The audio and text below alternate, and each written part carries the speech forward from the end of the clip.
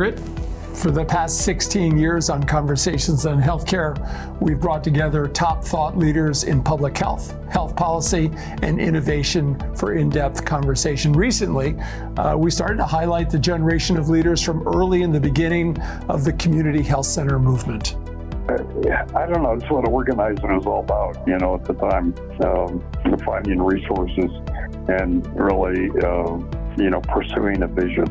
Matt Vinikas has witnessed some of the biggest evolutions as a small community health center evolved into the Weitzman Health System, America's first health system dedicated to primary care for underserved populations. The part that really excites me is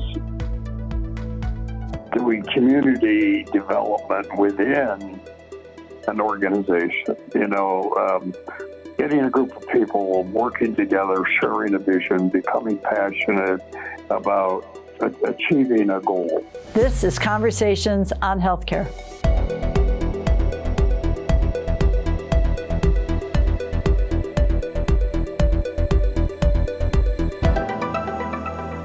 Matthias, thank you for joining us on Conversations on Healthcare. It's really an honor. Thank you guys for inviting me. 16 years of wonderful, I can't believe it's gone on so long, but it really feels like an honor to be here and be part of the group that you've interviewed over all these years. You had some wonderful folks on. Matt, I've had a front row seat to watch your career, and not that I knew him, but Matt reminds me of Johnny Appleseed. You've really been able to, and Johnny Appleseed was somebody who planted whole seeds. He didn't graft onto trees, though, I would say, and Matt's done a little bit of both. Whole seed development, organic development, and also putting new elements onto healthcare initiatives. And I think about it not only here at the Community Health Center, but then off to Preston County in West Virginia, then back up to Massachusetts for Neighborhood Health Plan, and then Senior Whole Health, and then back with us out in Colorado in the Midwest doing e-consults. I'm wondering if that sort of mirrors up to how you think about your career, maybe not exactly as Johnny Appleseed, but you've been really helping cultivate new ideas in healthcare delivery in so many different ways and in different parts of the country. It's funny, Mark. I do think of myself that way as kind of a Johnny Appleseed type motif, I guess, of kind of moving around. I don't like. I have a shelf life as a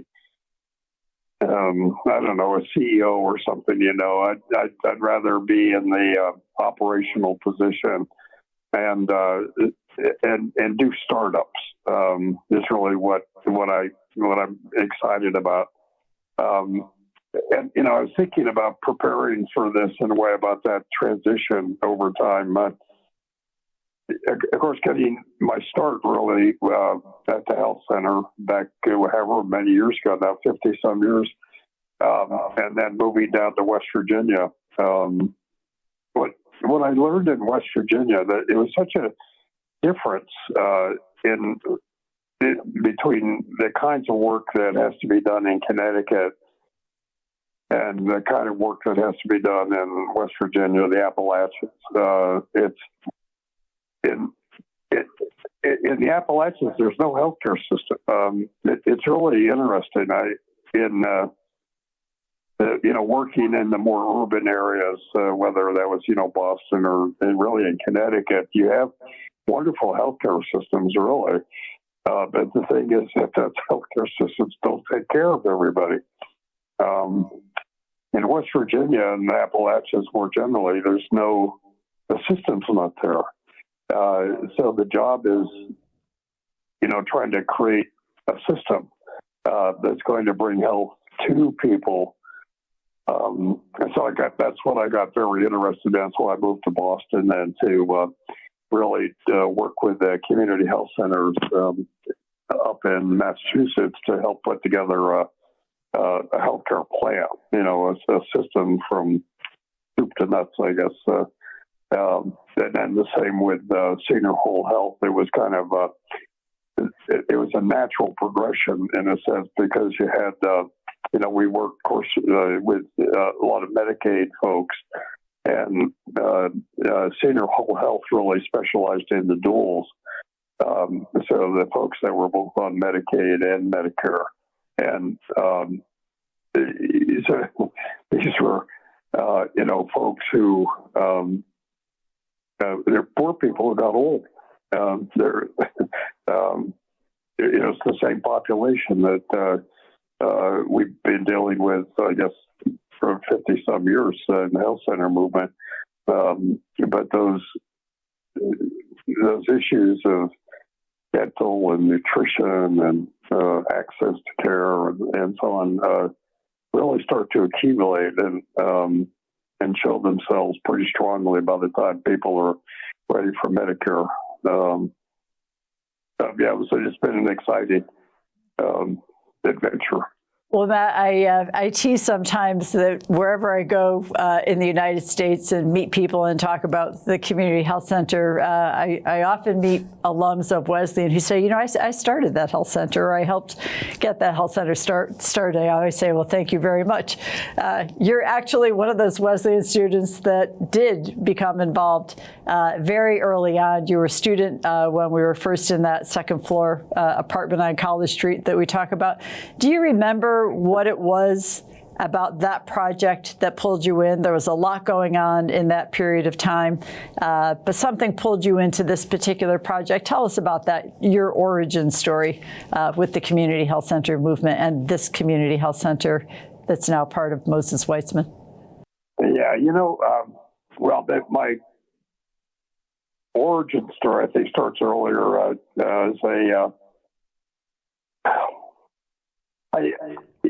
I was part of a commune in western Pennsylvania. It was called the Oz Commune,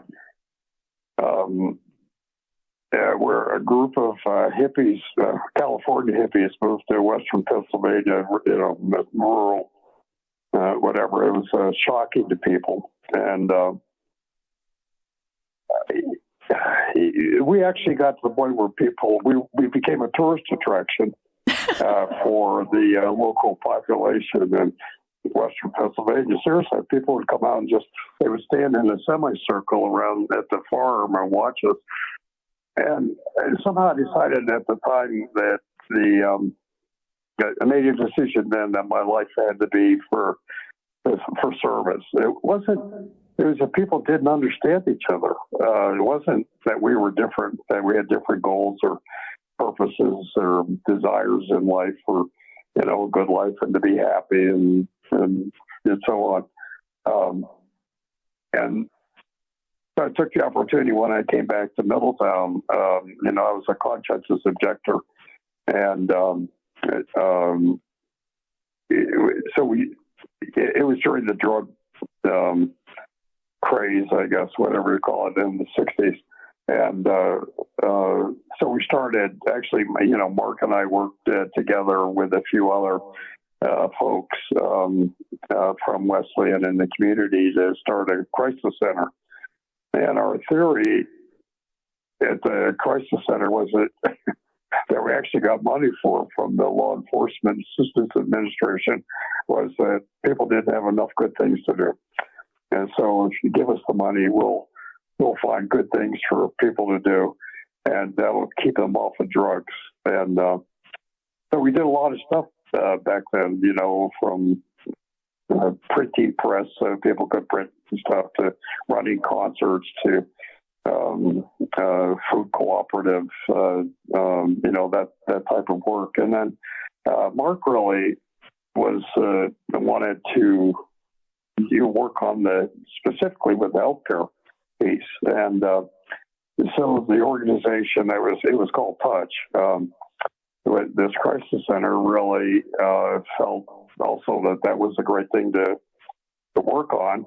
And so we helped support that. And, Mark really took over that project. And we all worked together as a team on everything, whether it was the cooperative or the printing press or running a concert at Powder Hill. So I got involved, working at that point in time, and the rest is history, I guess. Matt, I want to go back to this origin that Margaret was talking about, to touch. It's the early 1970s. We're sort of in a ramshackle building, and as you said, we made a lot of things happen: free clothing store, free library, printing press, a lot of initiatives going on. And then the health center is shut down because our hallways are an inch too narrow, and we move up to Main Street. And we're coming up on the 50th anniversary of a really important event in the history of the health center. We had renovated the first floor of a very dilapidated building and found ourselves many days waking up with the fire department knocking on our door saying there's 8 feet of water in your basement, and your entire renovation that we did had gone for naught.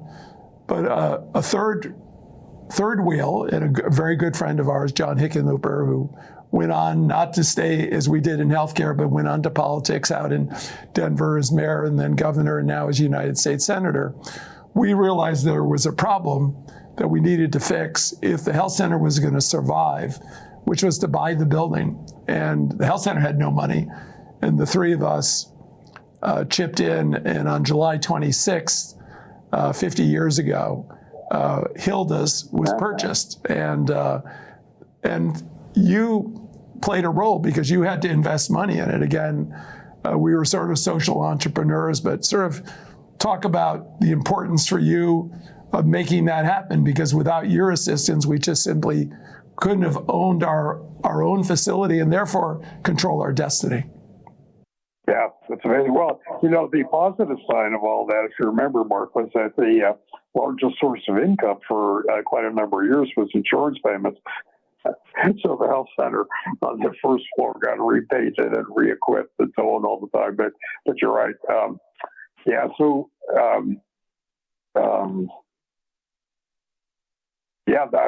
was exciting. It was the only option, it seems. So I actually approached my dad, because I certainly had not a lot of money. And I think we all did. I ended up putting in $10,000, and which I borrowed from my dad, and then of course I remember going through all the renovations and that kind of stuff. It was really an exciting time. I was there then. I left the health center to head off to West Virginia in '76, and so I had those years. I guess between '72. When the health center really opened there on Main Street, and watched it grow into the whole building. I don't know what to say about it. It was really an exciting time. It made me, I don't know, it's what organizing was all about, at the time, finding resources and really, pursuing a vision. I should just note it. With as much passion as you could bring. Just for our audience, that you and John and I all donated back our shares to the health center over the years, as the health center was able to grow and take care of itself. But your leadership in that was so important, and particularly because you were heading off somewhere else, you wanted to again plant that seed so that the health center would continue to grow, and we're so appreciative of that. I think we should give a prize to anybody in the audience who can answer the question, who is Hilda? Which I don't think I fully understood for years to come. That's a good one, yeah.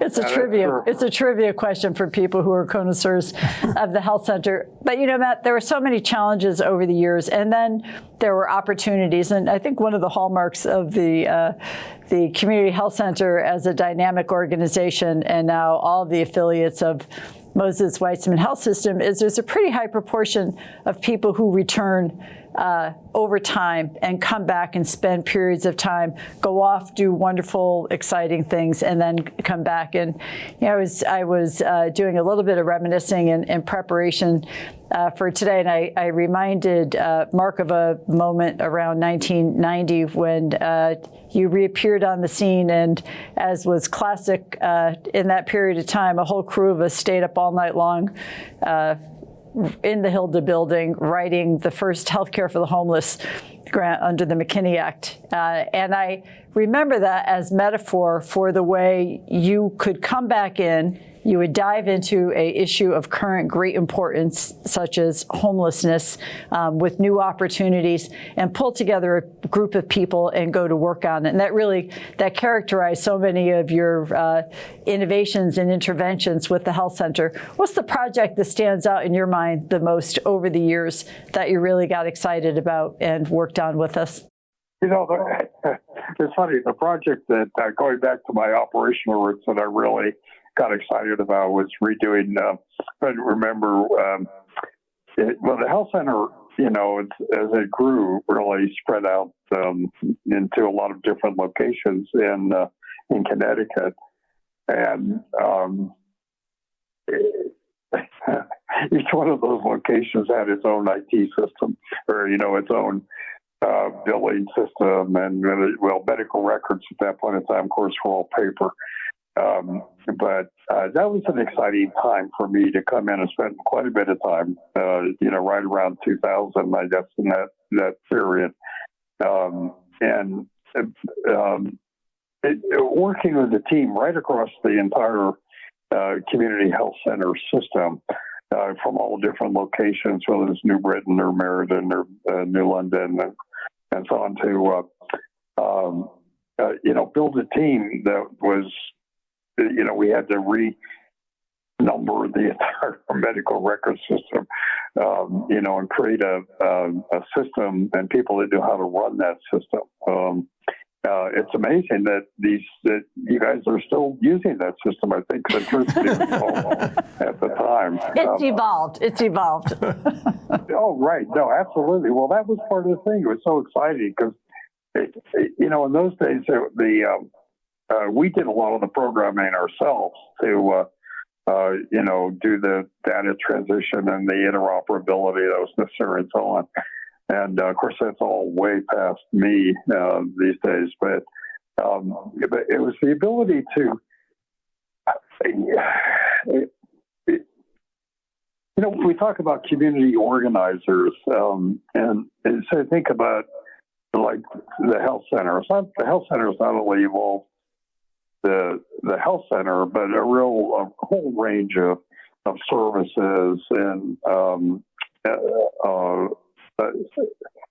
for the community of Middletown and the community of Connecticut, really, whether those are, a dance hall or whether, and school-based clinics and parks and a greenhouse going up, down, and so on. But for me, the part that really excites me is doing community development within an organization, getting a group of people working together, sharing a vision, becoming passionate about achieving a goal, whether that's a, clinical goal or, in this case in particular was kind of an organizational goal, but the teamwork that is involved was absolutely amazing. I thought about that, too, like running when I was the director of the Meriden site, and the ability to work every day with a group of people and just come together over a period of time and develop a community. It's that's the type of community building that I enjoy more than, going into some place and saying, okay, I'm a community organizer, let's all get together and, do something at that level. I'd rather almost have go in with an organization, develop a community of people that are aligned with each other and care for each other and care for the mission. I think the three of us know the secret sauce for our health center, but for community health centers all across the country is the community board. Mm-hmm. And, over the years we've evolved, but two pillars of our history are Lily and Reba Moses and Jerry Weitzman, who you knew both well. And Margaret knows this, that every few years people will come back, say, I don't recognize the place, been gone for a while. And one of the new features of who we are is the Moses Weitzman Health System, really dedicated to two of them who are, the health system is really focused in on developing a primary healthcare system that's not hospital-based, nothing about hospitals except primary care needs more oxygen, needs more people vibrant about it. Yeah. But, we couldn't be where we are without standing on the shoulders of Reba and Jerry. Maybe just some reflections that you have of them. I feel like they're in the room with us now. They both obviously passed, but they were strong influences. I don't want to use the New York Knicks analogy here. Oh, go ahead. Okay, thanks. But somehow on our basketball team, somehow on our basketball team, we all of a sudden got Jalen Brunson. And that's how I feel about having Reba and Jerry. They were way above our reach, but they somehow decided that this is the place where they were going to put their mark down. They had faith and perseverance, and we're honored. Yeah, I don't know if I could say that any better at all, Mark. They were such important. They're mentors, not in how to build a health center so much as life, or how to think about things, how to be, how to interact with other people, how to help other people, support other people, and they were part of that community that was. At the health center, you raised it earlier, Margaret, about how amazing the community health center is, and it's been a long time, 50 years, of innovation and creativity, and people are drawn to that, and it hasn't gotten stiff. This is what I think about it. A lot of organizations get that old, they get institutionalized. And that hasn't happened with the community health center. It's a testament to you guys. And I think that's Jerry and Reba. I think were, I don't know what to say. They were people that were loving and supportive and made the whole thing happen. I mean, the fact that now there's these the Moses Weitzman Health System is just wonderful. It's an incredible thing, and in that it's the research and development arm in a way, and that that it's not only the community health center as such that it's supporting now, but these the programs like you mentioned, the e-consults or NEMA and the training program and the residency program, for nurse practitioners is absolutely amazing. How that's grown and developed and so on. It's the kind of innovation and caring, I think, that Reba and Jerry brought to the organization, and that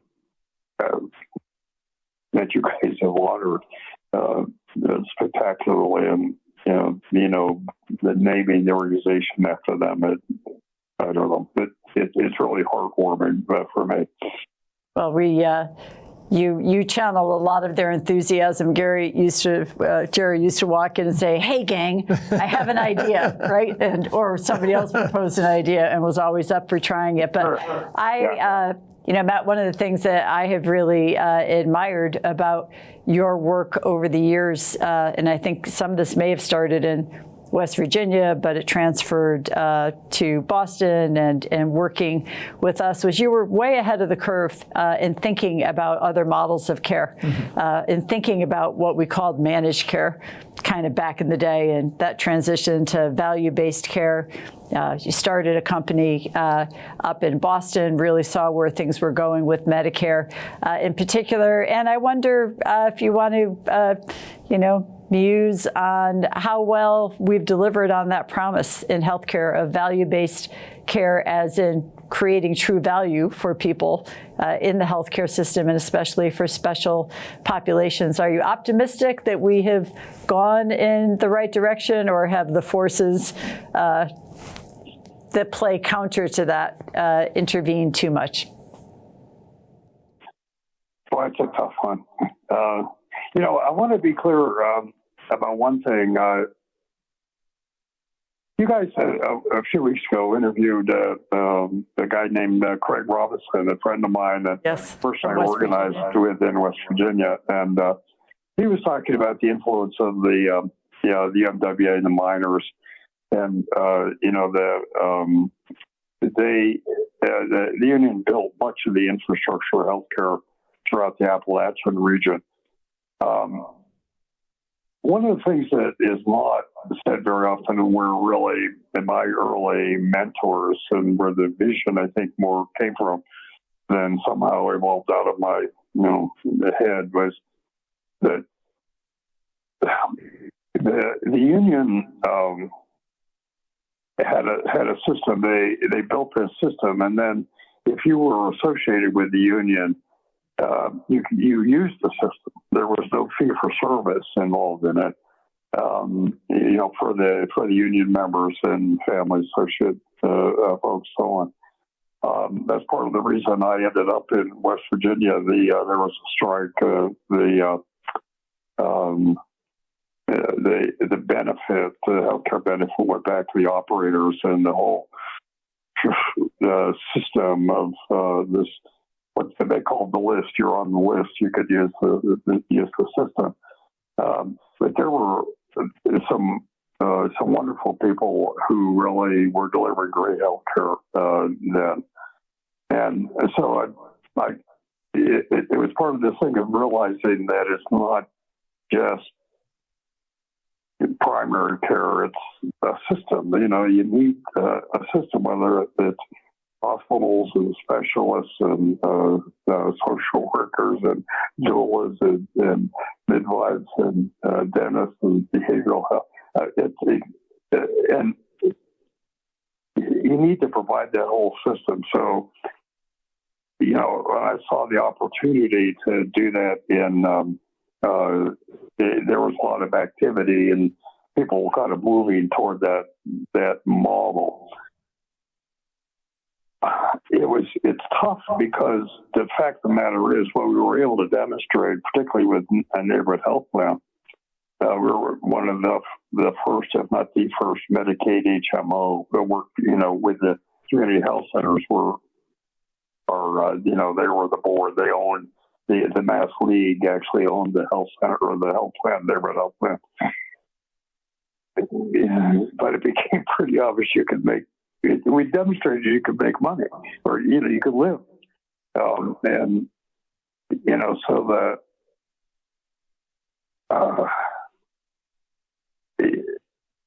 the profit makers, kind of came in on it, and that balance of profit taking, which I really, I don't know, I just don't think it has a place in healthcare, but. It's a battle, ongoing battle. When I got to senior whole health, I really felt that was kind of the epitome. We were early. We were one of the first, what they call now a SCO, or a senior care organization, or a SNP, I guess, a special needs population. We were a model for that. And it worked. It really worked. It was really exciting to me. We had care managers and nursing staff who were in touch with our members all the time, making sure they had everything they needed, whether it was the ramps to get the house for air conditioning in the summer and so on. But we also discovered a lot of things about how to make people well and work. And so that's evolved now into this value-based care. I do think that there's a lot of value, I guess, in the value-based care. I don't think the model is there yet, but I do think that there has to be some conscious effort and system that can monitor and enforce quality and align the financial incentives with the quality incentives. I mean, the fee-for-service system, it's just, it's become pretty commonplace. I mean, but it was, the sicker you are, the more money the system makes, the more lab, the more hospital days, et cetera, et cetera. Let me get in one last question. You've seen the whole flow of the federal government from when we started with Jimmy Carter, the failed attempt as he was leaving his administration to try to fund lots of health centers that died on the vine. You had a Ronald Reagan coming in who tried to block grant health centers. You had a George W. Bush II, who surprised everybody and was a big fan of community health centers. Today you have a different administration. We see these ebbs and flows. What's your advice to people who are early on in their careers thinking about, am I going to survive these times? What do I need? What's the internal resilience I need to continue to make sure that healthcare is a right and not a privilege, and that their time served hopefully is strengthened by the outcomes that we get, but more importantly about the internal values that they have. Any guiding principles for people new coming into the healthcare world that they should hold dearly? Oh my goodness. Yeah, that's a pretty, I'm not sure that I'm wise enough, Mark, to be able to really, address that question in any meaningful way. I think it takes passion about believing that healthcare is a right. And it takes dedication to be able to, make that happen, find the opportunities to make that happen. I'm kind of hopeful that maybe some of this rural health money that's being spread all over the country will help with that. I don't know about. I'm not deep enough in the actual system anymore to see how that's going to work. I was definitely concerned, again, listening to Craig Robinson a couple weeks ago about, say, this idea of, we'll provide transportation, all these good services. And Craig was making the point was, hey, we're about bringing healthcare to people, not trying to, get them to us. I don't know how to answer that, Mark. I think you and Margaret might be actually in better places. I mean, you're a mentor, to a lot of people, including me, about how to make this happen. It's a miracle that the community health center has remained so vibrant and innovative and creative all these years. And I think it's really a testament to you. I think that part of the thing is to identify those mentors, places like the health center, and just start doing it, volunteer, and get into it, or go get a job. I don't know. I don't have any great advice. I do think that there's a lot of room yet to explore in healthcare, in the healthcare system. A lot of places that we can still go. I'm excited about to see what will happen, but I don't know where it goes. That's a good note to end on. We don't know where it goes. We're glad to be able to keep traveling this path with you. And Matt, we want to thank you for joining us today, for your absolute commitment to healthcare as a right and not a privilege, and for your continuing belief that we can make things better. And we want to invite our audience to subscribe to our videos on YouTube, find us on Facebook and X, and please also share your thoughts and your comments about this program. Take care and be well. This copyrighted program is produced by Conversations on Healthcare and cannot be reproduced or retransmitted in whole or in part without the express written consent from Community Health Center, Inc. The views expressed by guests are their own, and they do not necessarily reflect the opinion of Conversations on Healthcare or its affiliated entities.